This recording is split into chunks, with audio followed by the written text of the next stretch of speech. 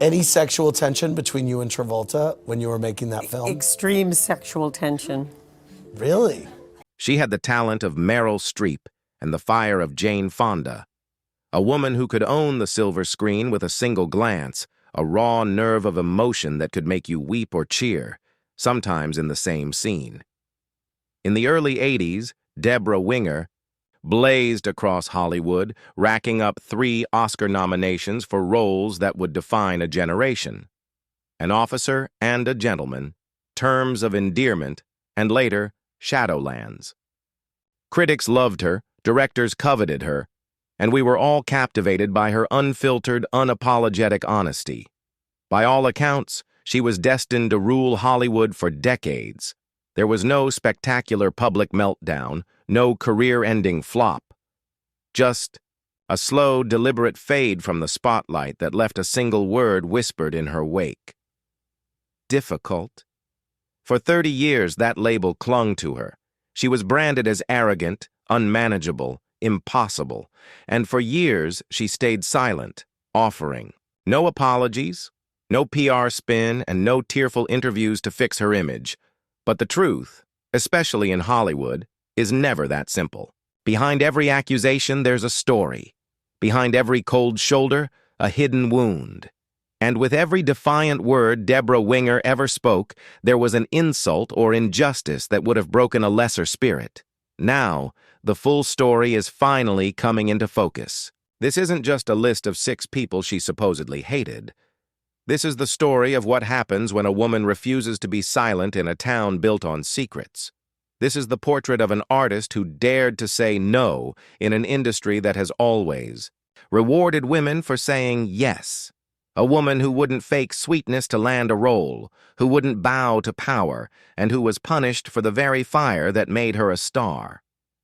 Let's unravel the 6 relationships that made and nearly broke Debra Winger's career. Every reputation has an origin story. For Debra Winger, the difficult whispers began on the set of her first major film, 1980's Urban Cowboy. She was young, fiercely intelligent, and a purist when it came to acting, ready to pour her soul into the role that would make her a star. Her co-star was John Travolta, who, fresh off Saturday Night Fever and Grease, was arguably the biggest star on the planet. They were a study in contrasts. She, the intense artist who had spent time on an Israeli kibbutz after high school. He, the charismatic movie idol.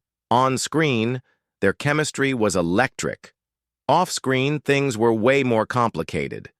According to Winger, their very first meeting set a tone of condescension she would never tolerate. Instead of a simple hello, Travolta hit her with a series of probing questions. "Are you Jewish?" Followed by, "Did you go to college?" It felt less like friendly chatter and more like a status check. The conversation reportedly ended with a crude, sexually suggestive remark that Winger has refused to repeat to this day. For an artist who valued authenticity, this was a jarring introduction to the Hollywood machine. It wasn't about the craft. It was about power dynamics. Yet, a chaotic and dangerous romance bloomed between them, a fiery affair that mirrored the turbulent story of the film itself. This is where Hollywood lore gets really wild. A persistent rumor claims that during a scene where Travolta's character slaps Winger's, the slap was real, and so forceful it broke one of her teeth.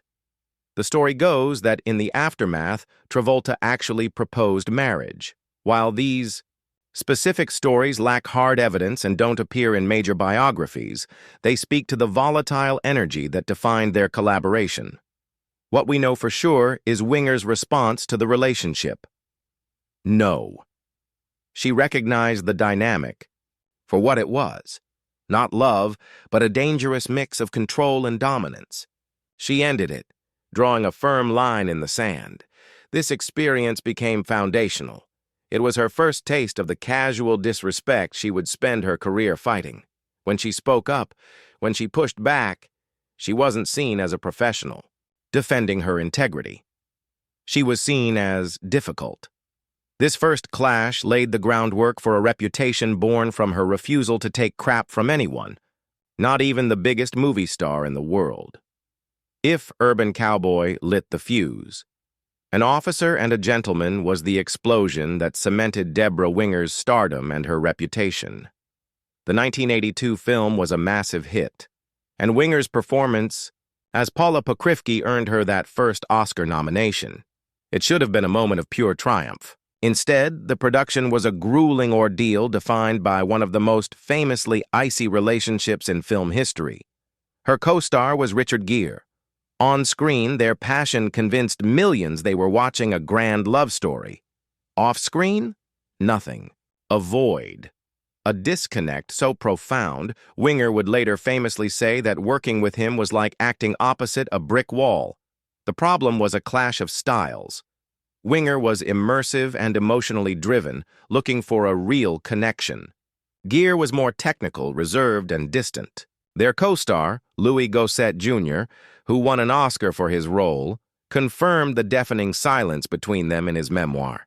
He wrote that Winger and Gere actively avoided each other the second the cameras stopped rolling. No small talk, no professional. Camaraderie. Just two strangers forced to perform intimacy. Winger, never one to mince words, later admitted that her own insecurities as a young actress made her irritable, and she sometimes took it out on co-stars like Gere. But she also explained that the real problem came from behind the camera. In an interview with The Telegraph, she described a misogynistic atmosphere created by the producer, Don Simpson, and director, Taylor Hackford. Simpson, a notoriously abusive figure, apparently didn't think Winger was pretty enough for the role. She recalled being given water pills on days the filmmakers thought she looked puffy, a disgusting violation of her bodily autonomy. They treated girls very badly, Winger stated bluntly.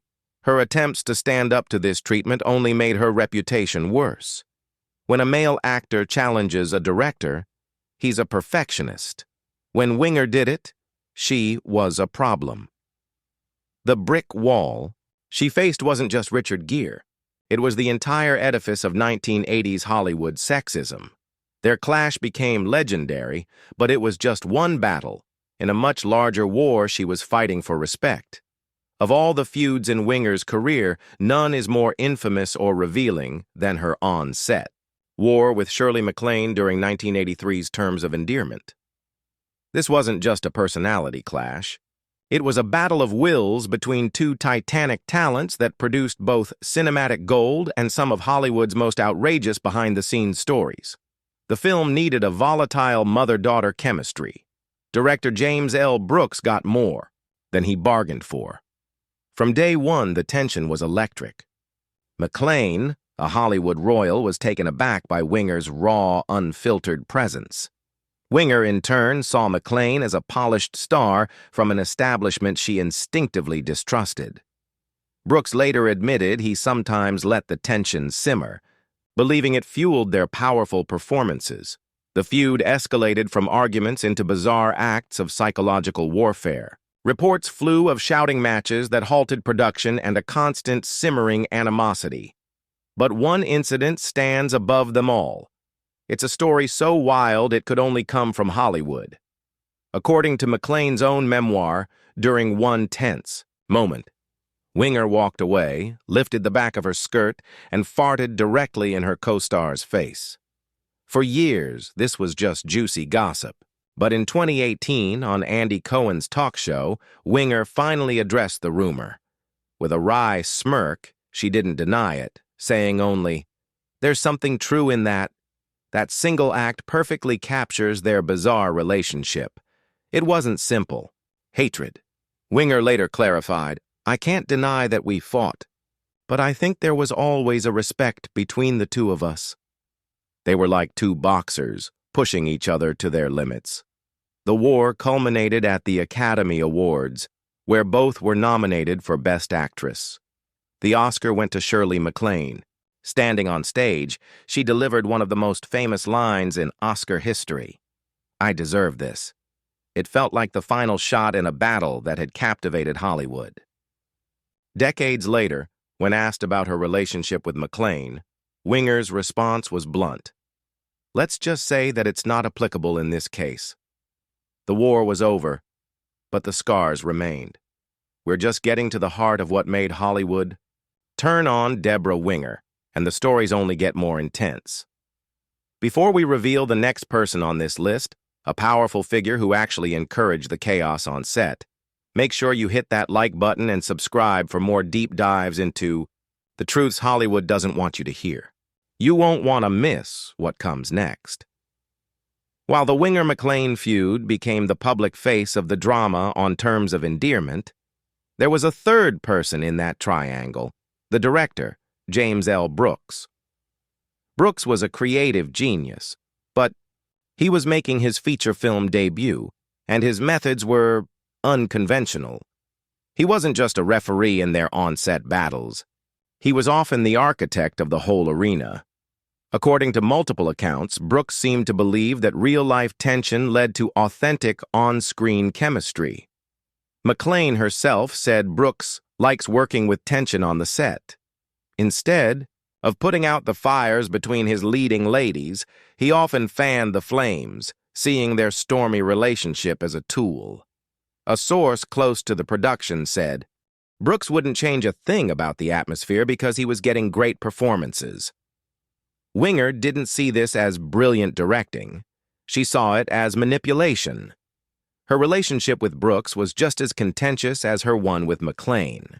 She challenged him on everything from character motivations to camera setups, feeling he was exploiting the friction between his actors without caring about the personal toll. The tension was so thick, you could cut it with a knife. Jack Nicholson, who won an Oscar for the film, recalled watching Winger scream at the director, "Jim, I hate you!" Brooks's supposed response was chillingly pragmatic. "Okay, over here for the close-up." While Brooks claims not to remember that exact exchange, he admitted he and Winger had their share of stormy moments. Winger's defiance came from a deep commitment to her character. Director James Bridges, who worked with her on Urban Cowboy, once admitted he got so mad at her for refusing to shoot a scene that he stopped production. But after reviewing her notes, he had to concede she was right. This was the core of Winger's difficulty. She saw herself as a guardian of the story's truth, and in Hollywood, that was a problem. She wasn't playing the part of the compliant muse. She was an active dissenting partner. Her clashes with Brooks show that her feuds weren't just with actors. They were with the authority figures who held the power, the puppet masters who seemed to be pulling the strings to create chaos for the sake of art. By the early 90s, Debra Winger's reputation was set in stone, brilliant but difficult. Her next big conflict, however, wasn't a shouting match. It was a quiet act of self-exile that said everything about her artistic integrity. The project was 1992's A League of Their Own. The deal-breaker was one person, Madonna. Winger was cast as Dottie Hinson, the team's star player. It was a role she was born to play. She took it incredibly seriously, training for months with professional baseball coaches to make her performance authentic. For her, this wasn't just another movie. It was a commitment to telling a story about strong, pioneering women. She was all in. Then the studio hired Madonna, the biggest pop star in the world, for the role of All the Way May. When Winger heard the news, her reaction was immediate. She didn't throw a tantrum. She simply quit. Her reasoning was a powerful statement on art versus commerce. The studio agreed with me that it was not a good idea to cast Madonna, she later told The Telegraph. But they did it anyway. She felt the film was no longer a historical story, but had become an Elvis movie, where celebrity drowned out the original spirit. It wasn't the film she'd signed up for. She never personally attacked Madonna. Her issue was what the casting represented. But when asked what she thought of Madonna's acting in the final film, Winger's polite dismissal was devastating. She didn't think it was worthy of praise. In a final power move, Winger collected her full paycheck despite leaving before filming started, a clear signal she wouldn't be punished for upholding her artistic standards. The role went to Gina Davis, and the film became a beloved classic. Some might see it as a huge mistake, but for Winger it was a matter of principle. She'd rather walk away from a blockbuster than compromise her integrity. By 1990, Winger had battled divas, leading men and manipulative directors. Her next challenge wasn't about hostility, but a deep philosophical gap in the art of acting itself. The film was Bernardo Bertolucci's epic The Sheltering Sky, and her co-star was the enigmatic John Malkovich. The film follows a sophisticated American couple whose marriage is disintegrating as they travel through North Africa. It's a challenging, atmospheric piece that required deep internal work. Winger, playing Kit, threw herself into the role with her signature intensity, even befriending the novel's author Paul Bowles to understand the story's soul. Malkovich took the exact opposite approach. An intellectual and often detached actor, he deliberately avoided meeting Bowles. He approached the work like a technician. He once told Winger he loved being a runway model, a performer who could be woken up moments before walking on stage with little emotional prep. For Winger, this was artistic sacrilege. She called him a runway model, not as a compliment, but as a critique of what she saw as an artificial method. She couldn't connect with him. There was no spontaneity, no emotional honesty, the very things she valued most. She saw a brilliantly designed performance, but to her, it was a display without a soul. The tension wasn't about off-screen arguments. It was a fundamental, unbridgeable gap in their philosophies. Winger believed in feeling everything. Malkovich believed in control. This experience seemed to represent a final straw. She had fought egos, sexism, and commercialism. Now, on a prestigious art house film, she found herself opposite a co-star whose entire approach was alien to her own. The cold, abstract distance she felt from John Malkovich was a powerful metaphor for the distance she was beginning to feel from the entire industry. For decades, the story of Debra Winger was written by others. The narrative was simple. She was difficult. A brilliant talent, yes, but one whose personality made her unworkable, leading her to self-imposed exile. Her name became a cautionary tale for stars who burned too bright. But looking back at these 6 clashes, a different story emerges. A more complex, more truthful, and frankly, a more heroic one. Was Debra Winger really difficult? Or was she just a woman decades ahead of her time? Let's look at the evidence. With Travolta, she refused to tolerate condescension. With Gere, she fought back against a misogynistic set. With McClane, she engaged in a battle of titans. With Brooks, she refused to be a pawn in a manipulative game. With Madonna, she chose artistic integrity over a blockbuster. And with Malkovich, she stood for raw, emotional truth in her craft. In every case, her difficult behavior was an act of defiance against a system that tried to control or diminish her. She spoke her mind when women were expected to be quiet. As the legendary Bette Davis, another famously difficult actress, once said, "I see a great deal of myself in Debra Winger because she cares about the project." Winger herself said it best. "I spoke my mind and it wasn't gender correct. When a male actor demands perfection, he's a genius. When she did, she was a problem. So Hollywood did what it always does with forces it can't control. It marginalized her. Her retreat from the spotlight in the mid-90s, even after earning a 3rd Oscar nomination for Shadowlands in 1993, wasn't a surrender. It was a strategic withdrawal from a battle she was tired of fighting. She chose her family and her sanity over the exhausting politics of a shallow industry. Today, Winger's story reads not as a tragedy, but as a vindication. She wasn't difficult. She was a woman of integrity. She was a pioneer who demanded her right to be a collaborator, not just a product. The feuds that defined her career aren't just juicy gossip. They are battle scars from a war she fought for, her own artistic soul. And in the end, the truth seems pretty clear. Debra Winger wasn't too difficult for Hollywood. Hollywood was too small for Debra Winger.